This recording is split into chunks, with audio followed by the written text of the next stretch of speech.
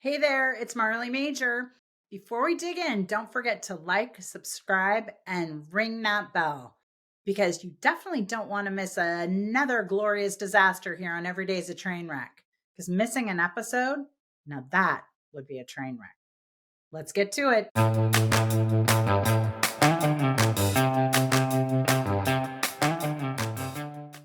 Hello, everybody, and welcome to another episode of Every Day's a Trainwreck. I'm your host, Marley Major, and I evidently have a fan favorite that I'm welcoming back, Chirag Sagar, who is co-partners or whatever, co-owners with our boy Adam Torres at Mission Matters, who produces this podcast. And we were doing kind of our reset for the year and had just a great amount of fun looking at statistics for the podcast and what converted. And lo and behold, I look at the numbers and I see the Chirag podcast and the Adam podcast. By the way, it was you two, my daughter talking about her Secret Santa and wanting her Secret Santa to give her a Birkin bag, and astrology and crystals. That's what, so I don't know what you and a 17-year-old have in common, plus astrology and crystals, but those were the highest performers. So Chirag, thank you for playing the game with me and showing back up for this one.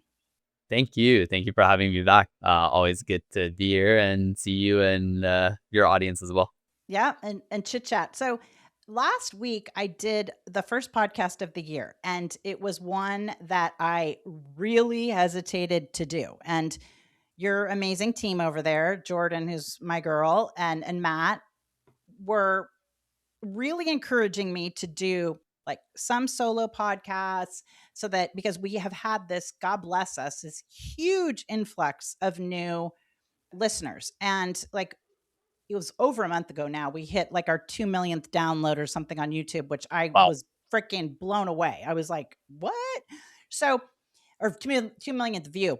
I mentioned it to my daughter. She didn't think that was such a big deal, but I was like, okay, well, to me, that's like, I have arrived. So, but what was interesting is they said, hey, listen, you've got so many new followers now who haven't been listening to you before, even though the podcast is a little over a year old. And they said it's important because you can like catch them up to speed about a little bit about your personality, and as opposed to me always interviewing a guest, which I love to do.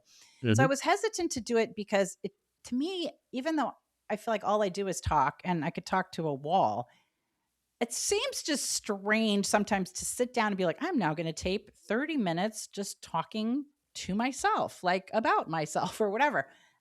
And it was the first one of the year. Last year at this time, we had the California fires. We were evacuated like so many others. Thank goodness we didn't lose our homes.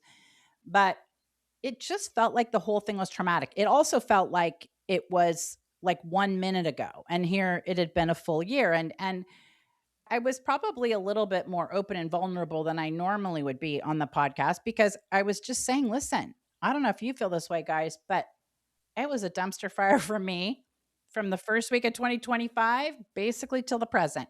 And what was crazy, Chirag, is how many texts, voicemails, comments we got in different platforms saying, oh my gosh, were you talking directly to me? Like I felt like, from just different listeners. And they said, I felt the same way.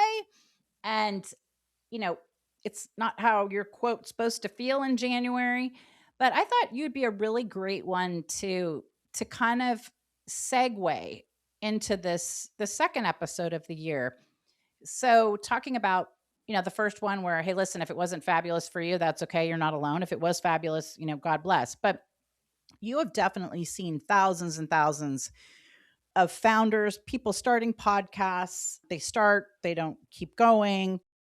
Why do you think some people just rebound faster or better than others and actually stick with it? Because I'll tell you, I had enough come to Jesus moments last year where I was like, not necessarily with the podcast, but just kind of with everything where you're like, oh my gosh, this just feels totally overwhelming. Yeah. So, you know, there's a point I think where you kind of reach, number one, you kind of have to ask yourself if you're enjoying it, right? Mm-hmm. I think it's one of those things where you got to try it first, see, do you like Yep. it? And then if you do like it, amazing, right? Then it kind of comes down to how do you get better? And I think it comes with the mindset. One of my favorite words is kaizen, which means in Oh, love it. it's Toyota's philosophy of constant growth, well, Japanese philosophy for Yes. constant growth, constant innovation. Toyota Mhm. just streamlined it, integrated it into their whole business. Believe McKinsey has done the same thing. And with And six, and they Toyota did it with Six Sigma, right? I think Kaizen is a part of Six Sigma. mhm. Their whole process is like, look, you have 100,000 plus employees. If Yep. you can improve by 0.01%, right? That's could be millions of dollars in savings, could be Right. more efficiency, more optimization. It's just everyone's getting better, right? That's essentially the whole framework and Right. the mindset. And so with that, when you apply that similar framework to the podcast, like, I feel like you, especially with the volume of content you're creating, Mhm. with the amount of times that you're connecting with someone, that you're Right. interviewing someone, you should be improving, right? Oh, It's yeah. one Oh, of for those things. sure. Oh my gosh. Yeah. I'm Listen to hoping the so, first right? one and goodness gracious. Yeah. I'm surprised you kept me on. Yeah. Keep going. But that's the thing, right? Is when you're looking at a podcast, it's if you enjoy it, then and it gives you a sense of like happy. It's like one of the fulfilling things that you get to do that's a little bit different. Not a lot of people are interviewing 10 hours a day like Adam is. Right, right. Which that's Uh, a whole other that's dumpster a whole fire. other animal. But most folks are doing this once a week, right? So it's one of those things you get to enjoy it. Then if you're gonna enjoy it, it's a lot easier to improve on it, right? But Right. I think if you take a step back, it comes into do you kind of have that frame of mind across the board whenever you're doing anything that you do in life So we're not talking about necessarily just being a podcast. We're just talking in about, let's say, general? people who are moms or they have their own business or whatever it was that just hit them last year. Let's say rebuilding their home after the fire took a lot more out of them than they thought. Or maybe they're a teenager. Like one of the things is I've got a senior in high school and they are all going through this early decision, early action stuff, which I'm telling you, I swear we didn't have when I was in college. Either that or I was just too challenged to know it, but the stress level is so incredible. And going to the point about, like you said, like with the podcast. So yeah, I love doing my podcast and I am getting better. And that's obviously what keeps me coming back. And then you see the numbers improve, right? But what if like one of our listeners messaged me, love her, actually, she has a podcast as well, Kate, and said she's got the same thing going, with her teenage son and as my daughter does with this college stuff. And it's like, obviously we love our kids, we keep coming back to them. But how do you, in a situation like that, when it really gets rough, like I'm sure at some points when you were Yeah. building Mission Matters where you're exhausted, you are like wondering, I mean, I'm putting words in your mouth, but you're wondering if anybody's listening, you're wondering if it's Mhm. working, you're wondering, should you ever have been a partner with Adam? I'm always trying to get you in trouble. Um, but how, like, what about when you're in those times where you need more than just, oh, I like this, I can keep It's grit. going. I mean, you're talking about grit, right? Yep. It's I believe grit's a muscle, Yep. and you Ooh, have to that's a work it good out. one. It's a muscle that gets worked out, right? It's the question comes down to, have you dealt with tough times, right? I think tough times make tough people, right? Right. I'm sure we've heard that saying. But essentially, it's to that college student, for example, right? I Right. go back, like I was rejected 7 out of 8 of the colleges that I applied to, I got You rejected were? from. Yeah, oh, I ended up going to community college. I saved a boatload of money, and then I transferred to USC after, so it worked No. out really well. Well, let me tell you, you guys, Yeah. if you guys need to Google Chirag because I'll tell you, Chirag is one of the smartest people I freaking know, and definitely one of the most ambitious. And I had no idea. That's amazing. It just goes to show you. I mean, you wouldn't know that, and all I know is like, oh, Chirag went to USC, and you don't think, but there's always that story behind. Yep. Okay, so That's keep the thing, going. right? There's a lot of grit that comes with this, right? Like that it's funny because you're talking about your college your high school student that's Hmm. about to applying for colleges and the stress levels. Like it Right. sucked. That was like I go back and it's so funny to say this, but like when I was 17, Hmm. turning 18, trying to figure out what college to go to, like that was devastated. I was like, this is the worst experience ever. Like Right. I'd been going to school, high school for 4 years, taking all these SATs, and now all of that culminated to nothing. It's like, oh, what do I do now with my life? Poor me. And then Exactly, and you're convinced your life is over, mhm. like, just totally over.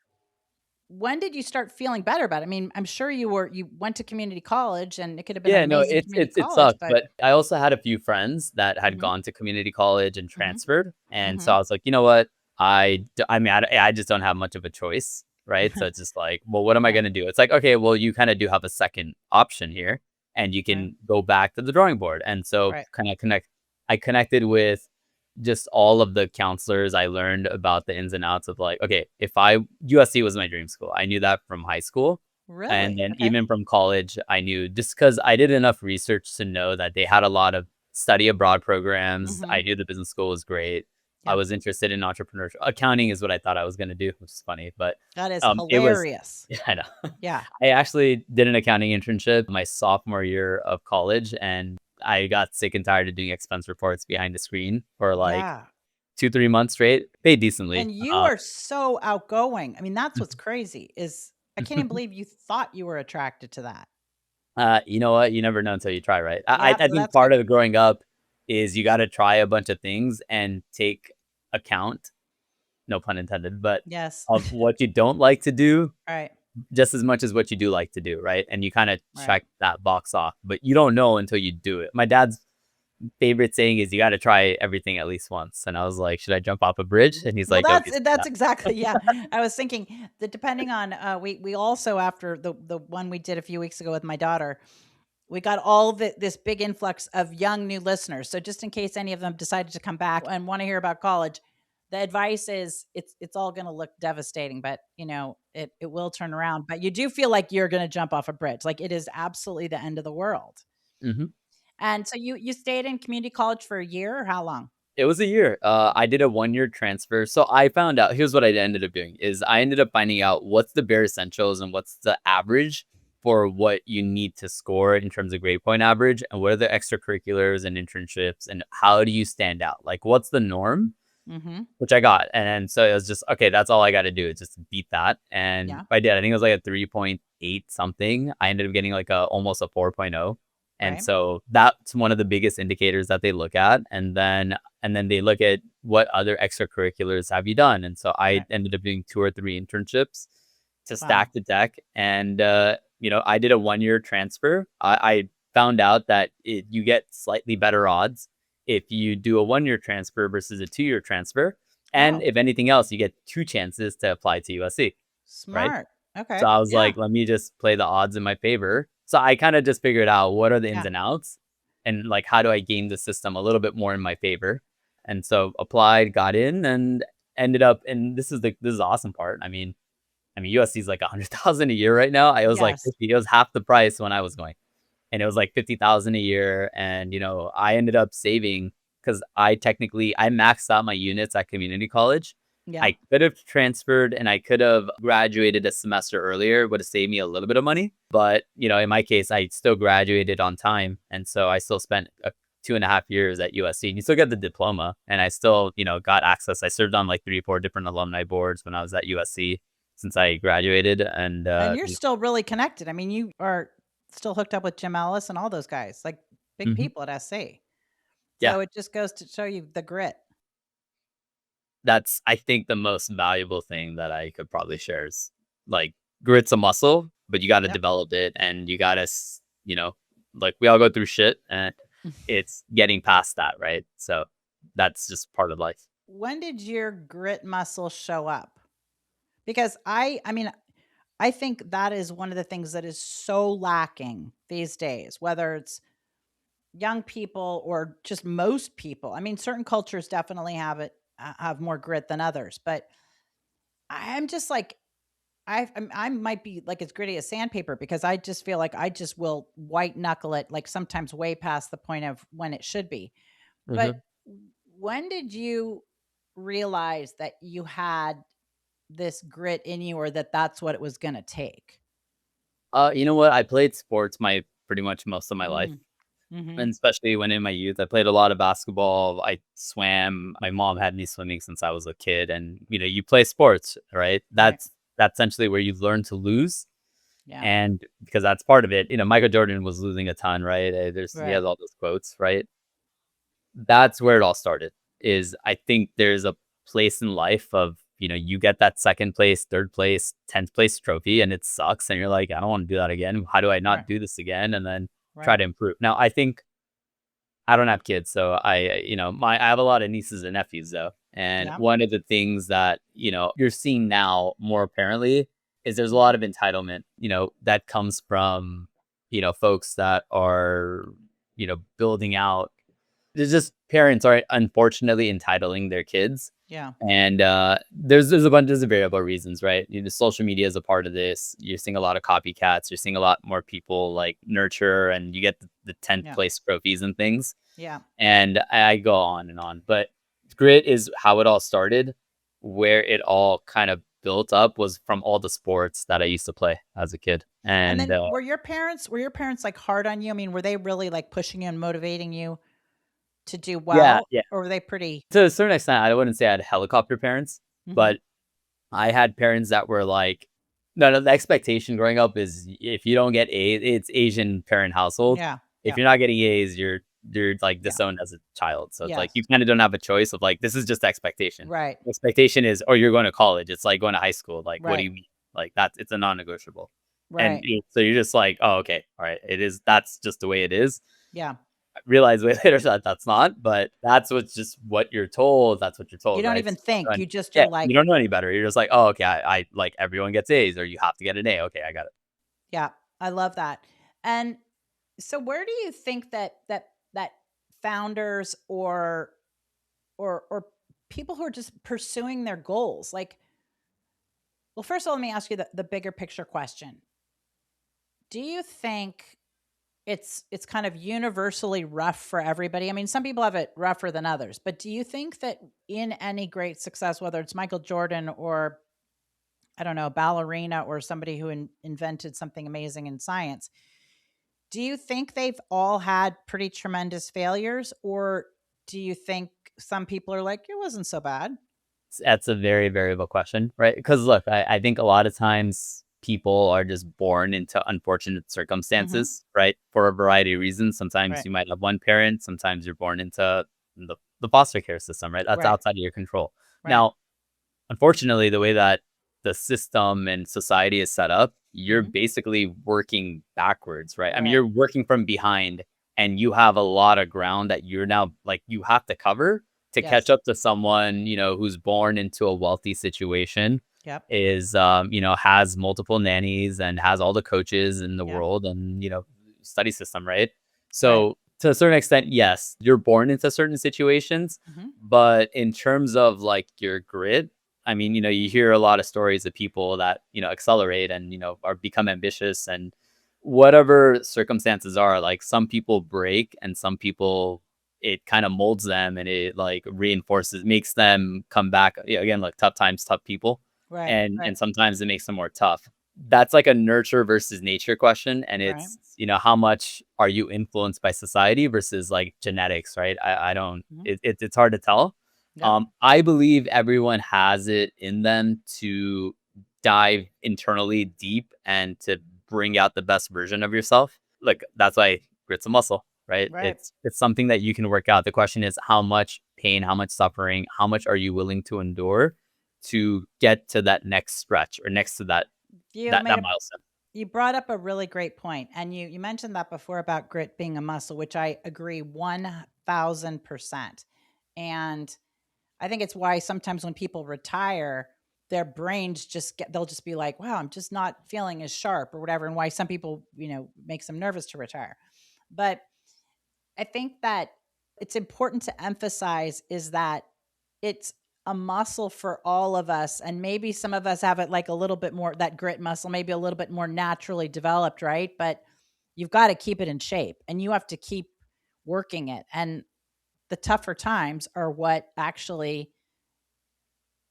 makes you get to the next level, at least for me. I mean, when I look back on my career and I think of the a couple times when they were just the toughest, and there were a couple last year, well, at least one last year where I was just like, "Oh my gosh, like I can't believe I'm here again."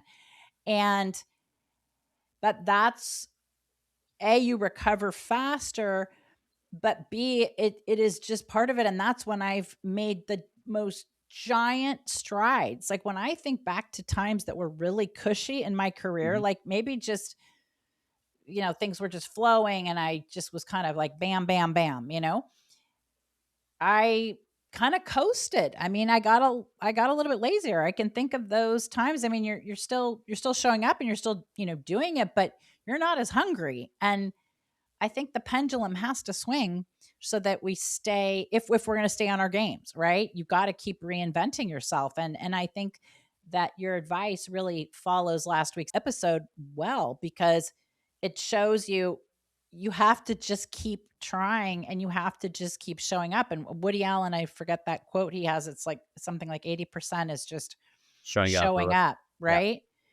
I'm starting to think it's more like 95% is just showing up because people give up. Mhm. And so what are some challenges that you've had in your career other than your 17-year-old devastation of going to community Oh. college? But like what are some other tough ones that maybe some of the listeners can listen to, whether it's like business or personal, whatever, where people can really say, "Oh my gosh, okay, yeah, that happened to me, and I don't feel alone anymore."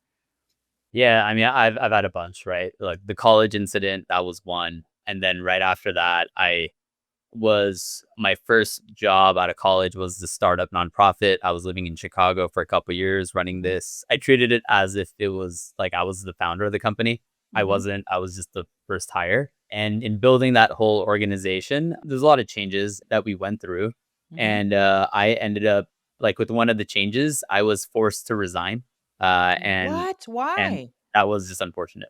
My role evolved, and the short version of the story is actually, it is only a short version. Basically, my job, I was hired to grow and scale it as first director of events, did that for Mhm, 3 months, hosted our conference, and then they mhm, hired me as like a managing director to basically grow and scale the organization. So they mhm. wanted me to double the number of volunteers and and high schools that we were teaching our program into, which I Right, did. right. And then so did that for about a year, year and a half or whatever that was. And then my next gig after that was we needed to focus on quality control, Mhm. and we were going down this whole tech route. And so we needed to slow down growth, which is what my job was. I enjoyed doing it too anyways, so that was like that like fluidly fell into place. Mhm. That's also when I realized I really love marketing and social media and all of that. Anyways, because my role was no longer needed, they tried putting me into like a fundraising role, and they Oh, kind of just threw me in, which is it's a little I can do it now, but it's a much more different skill set that I needed to acquire, totally. and Mhm. it was a sink or swim situation. And so they were like, Yeah. "Hey, you basically are going to be responsible for spearheading this fundraising campaign. You need to raise $10,000 and then go get a bunch of email newsletter subscribers. This is the Talk about goal. a Go." different Yeah. muscle. I mean, it might seem like apples to apples, but it's not, it's different. I mean, yeah, okay. So, how did you feel after that? Oh, it I sucked. mean, Yeah. Yeah, no, look, again, that high school being rejected from college example, this is yeah, again now, oh shoot, my self-worth is attached to this. I don't right. feel like I'm a value, like, oh, I messed up or like I'm no longer needed. Like, Right. so there's a lot of that rejection, all of that kind of takes place. I was able Yeah. to take a step back though, and I read enough books on grief, and it's like there's the 5 stages of grief and all this other stuff. Oh, wow. So So you really treated it as you were grieving. yeah, I was, like, reading books in real time. This is, like I'm talking, like, 1 or 2 days later. So you resigned or whatever your situation, you're not at this, so you're not feeling it's a self-worth thing, but Yeah. you focused on the grief process, because I think that's great. That's something that like people who are listening can really focus on. They can go down that that step. And I agree with you, because I think sometimes even if you want the change, right? Even if you're been pushing for the change, even if you know it's for the best, like I mean, I can't even imagine like seeing you at a fundraising for a nonprofit versus what like all the amazing things you're doing now, and all the amazing podcasters and stuff you're bringing to the table. But okay, so that's pretty wise of you to just go, I'm going to go down the grief path. So I was reading a book, and I used to subscribe to this blog, James Altucher. I'm probably butchering his last name, but How do you anyways, spell? Altucher, James Oh, first. okay. Got it. Anyway, he had a couple of books and blogs about how he got fired 2, 3, 4 times, made money, lost money, made money, lost money in finance and a bunch of other verticals. He's like one of those Yep. ballies, ups and downs in life, right? Hmm. And I'm Yeah. like not. So just you read that and you read someone that's like gone through it, Yeah. it just makes things a lot easier. And then what I started to do is I started to tell like friends that had been fired or had a similar situation take place. And so I learned from them about how they were able to recover from that entire Hmm. experience and kind of pick it up. So I learned from them. I was reading the book in real time when this kind of happened. And then I kind of finished it through to then. Well, this was the interesting part. I went from working 70, 80 hours a week or whatever I was working at the time. Hmm. Hmm. It was 60 hours a week to literally not having to report to a boss or no one. And I was And like, I that's don't have to do for my time. I was like, wait, what the heck do I do? I was like, I just got all this time back. And I remember right. the first 2, 3, 4 days, I'm like, oh, wait, I don't actually have to do anything. And Hmm. I'm going to take back all the time that I used to stress out about all the stuff. And it was almost, there was a point there was a sigh of relief as much as there was like all this pain, which is like, oh wow, I got all this time back. What do I do with my time? And I was like, and actually got to do a lot of cool things. Like I started taking yoga, I started doing random things because I could. And then I was trying to figure out my next move, and I ended up taking up sabbatical. So I did take like my first proper vacation where I'm like, oh, I don't actually have to work Isn't while that I'm amazing? like while I'm traveling. So I did whatever I wanted to do, and I took about a month or so off to kind of maybe it ended up being like 2 months. I ended up doing getting a social media internship, and like part of this process was like, okay, what do I want to work on next? I realize this is now what I like to do. This is what I don't like to do, Yep. and so this is like aspects of it. So kind of build off of that. I realized I love social media and marketing, and then that was But my next Shrug, you were young. I mean, how old were you when this happened? 23. And I mean, that's amazing to go through that and then be like, I'm going to study the process of grief and then reach out to other people who have kind of gone through similar things. And how, and I think sometimes, at least for me, I mean, I'm always so relieved once I finally do like reach out for help, or no matter what it is. Like, I ask somebody who's better at something than I am, or if I'm challenged in a situation, you reach out and you say, hey, listen, I'm really struggling. But sometimes it's that first time of reaching out saying, like, hey, this happened to me. How did you do that? Like, were you embarrassed to be like, hey, Oh Joe yeah, yeah. No, Blow? I didn't even tell my parents or my family I got fired or I got forced to resign until 2 or 3 days later.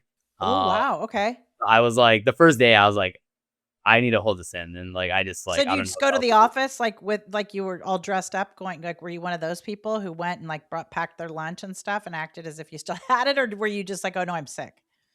Well, we were working virtually, and Oh, so we always had a virtual setup, so that made things easier. We yeah, for technically had an in-person office, like, we were based out of the University of Chicago, the Booth School of Business. We're part of hmm. their accelerator program, and Sure. they just allowed us to have office space. Yeah. But, we were a small team, or it was a very nimble team. We were like 2 like 3, 4 staff full time, or the CEO, executive director was traveling, fundraising half the time, so he wasn't even in town. So if Yeah. I needed the office, I would use it. Sometimes I just did because I was like, I like the environment Yeah. and I feel Yeah. like I get more done. It's just Yeah. nice. And it's a beautiful campus too. And then sometimes I would just be like, it's cold, it's snowing, it's negative 10 Yeah. degrees. I'm staying Right. home. Right. Right.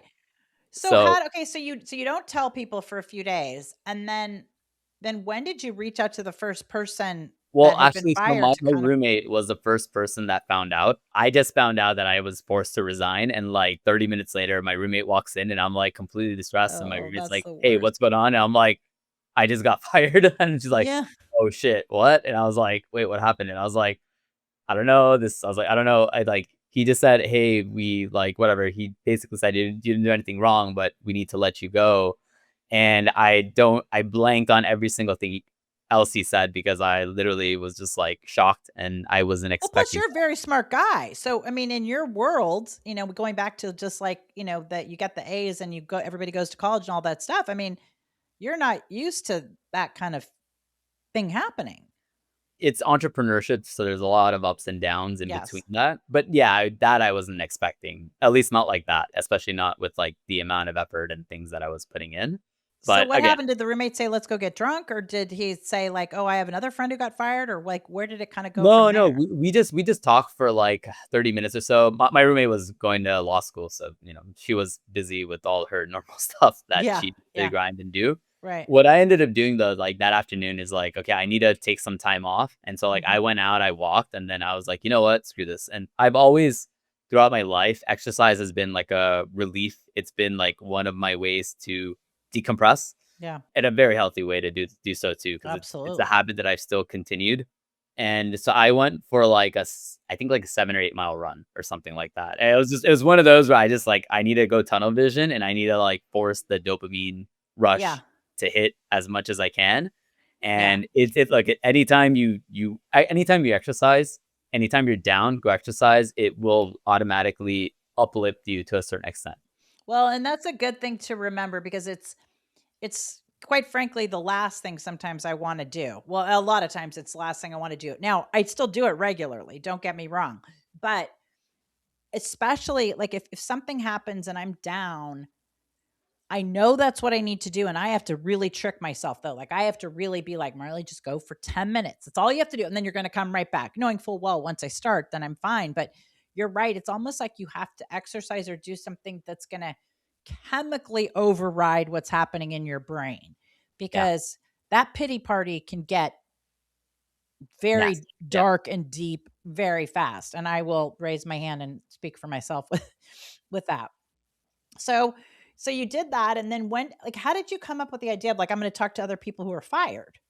I think there's part of like this was like the mental model portion that I built out. Like one of the things that I knew early on, and this was like some of the ways that I learned, which was from peers, which is one of the things that I always did was I call it like your board of advisors. So people that are in your same position at Mhm. different companies that you could talk to, Hmm. that you could rely on. And then I have like mentors, so people that are much older than me that Mhm. I could talk to that, that have the life that provide the sage advice and the wisdom. Mhm. And that's something that I've kind of carried with me of like, hey, and then I try to find people that have gone through that experience and can Mhm. speak firsthand at what they've done because they've experienced it. Like those are the three things that I kind of focused on doing a little bit more immediately. And then I had a handful of friends that like I could just talk to and be like, yo, this just happened. Like I had my roommate was there. Eventually, I called like 2, 3 other friends. Not I don't know if it was that day or like 24 hours later that I could Mhm. just talk to, and we would just like shoot the shit, right? So that becomes like Yeah. your rock, someone that you have on your back pocket that you could just vent to and then just like be real with. And that was one of the things that there were a handful of people. There's way more people now that I've been able to kind of build just because again, there's a lot of learnings and things that And I've talk done. about a muscle. I mean, after you failed a few times, you get very used to being like, "Oh, yeah, this just happened." Yeah. It's not such a big deal, whereas Well, you know what the easiest way to frame it, I mean, we learned this in grade school, the scientific method, right? It's like test your hypothesis, have a hypothesis, you have a question, then test the hypothesis, iterate, test it out. If it Mhm. works, great. If it doesn't work, great. Iterate, go back and do the process all over again, right? Right. And so that's essentially what failure is if you think about it.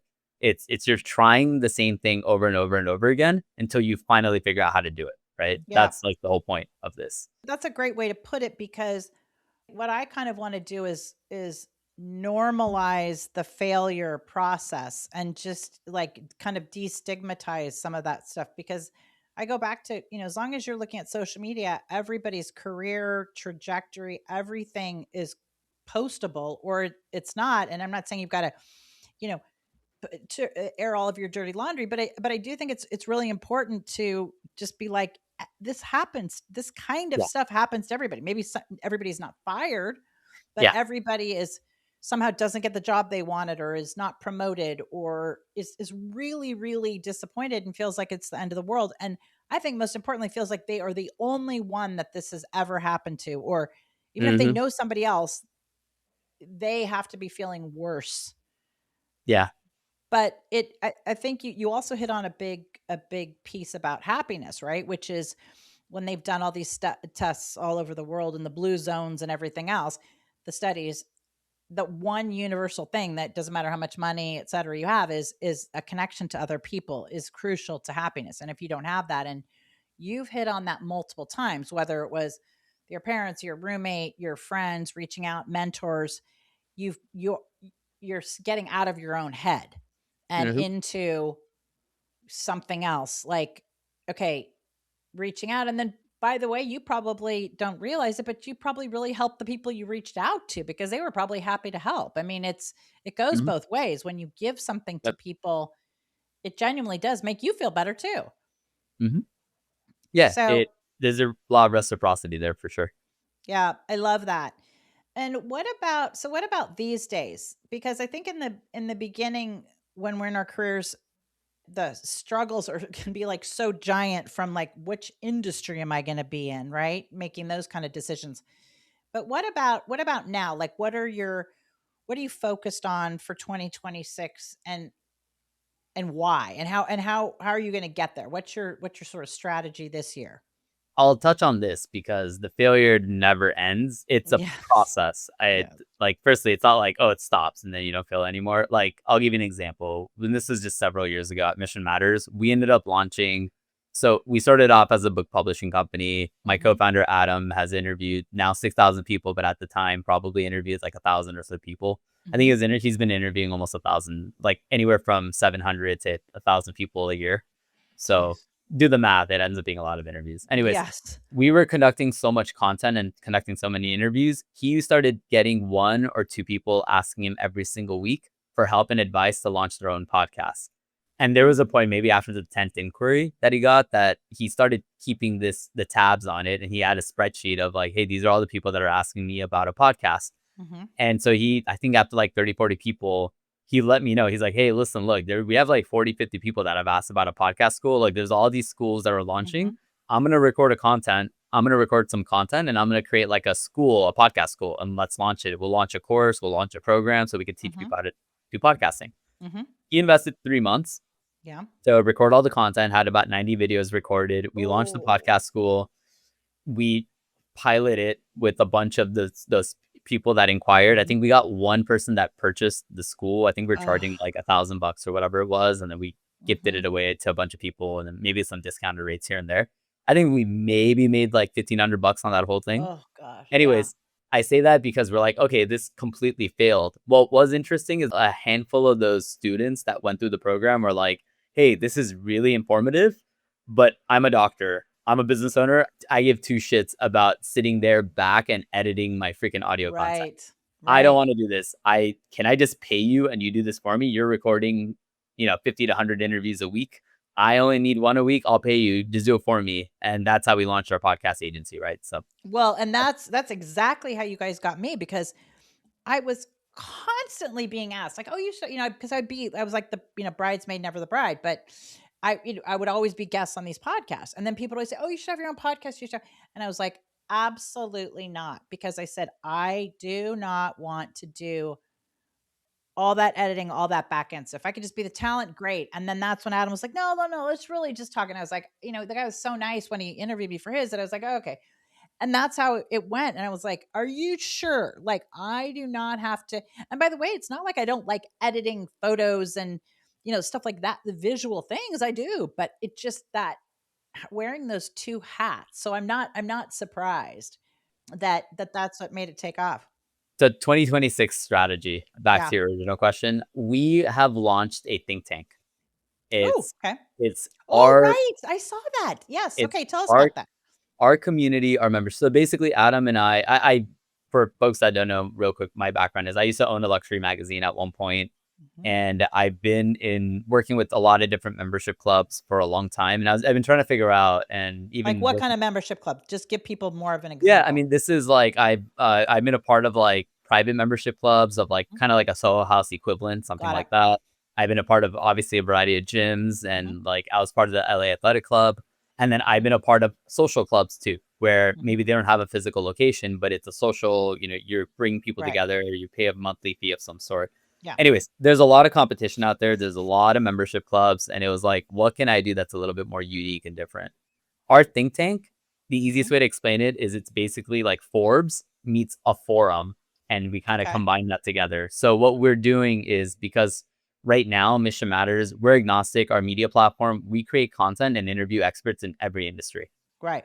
Our philosophy was very simple. This entire world is converging, and you're seeing a Mhm. lot of industries converge. You're seeing tech Yeah. and AI be infused Yeah. in everything we do.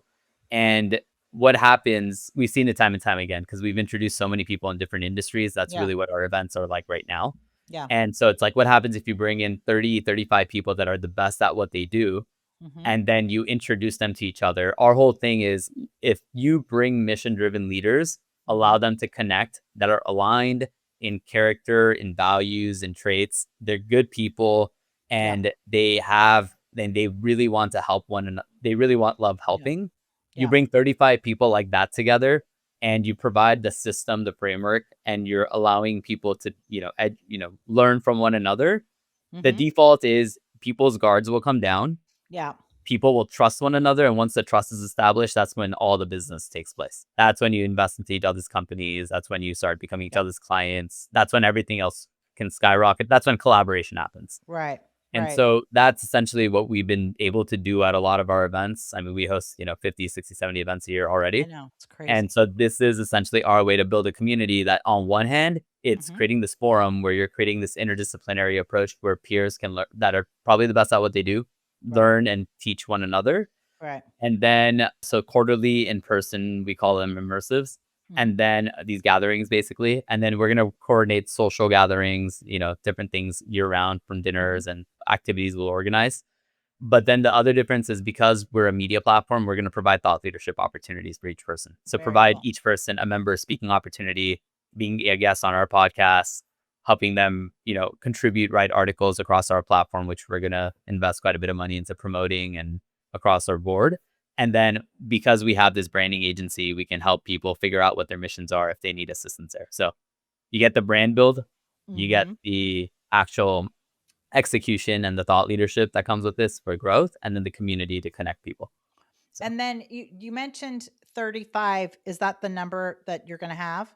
approximately, yeah, más menos. It's funny, we soft launched this, just so you know. This was like a Mhm. product that we built out, and we're like, let's just test it out. Let's just see if people See what even happens. bite. Yeah. And we probably asked like 50, 60 people, and we got like 15, 20. I think we got like close to 50 people that have already signed on.